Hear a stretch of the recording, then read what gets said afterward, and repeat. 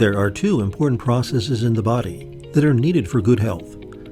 mTOR, sometimes called mechanistic target of rapamycin, serves as a central regulator of cell metabolism, growth, proliferation, and survival by regulating the phosphorylation of at least 800 proteins.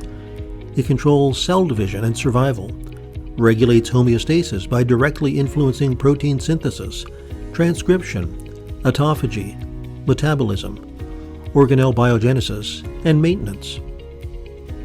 On the other hand, there's a process called autophagy, or the cleaning of the cells. It's a recycling mechanism by which cells remove infectious agents, bacteria and viruses, digest damaged constituents, and recycles the nutrients back to the cell for essential processes. The disruption of this process can result in abnormal cell growth or cell death. Experts now believe that many environmental factors may be overstimulating mTOR at the expense of autophagy.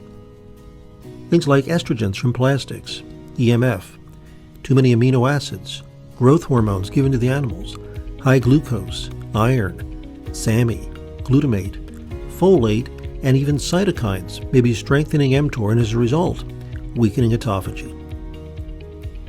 In addition to intermittent fasting and the keto diet, there are now several nutrients that may aid in slowing mTOR and strengthening autophagy. The functional genomic nutrition product called Autophagy Support contains the nutrients designed to lower mTOR and support autophagy. For those interested in maximizing anti-aging, supporting autophagy is a critical component. Just 4 capsules at bedtime is recommended.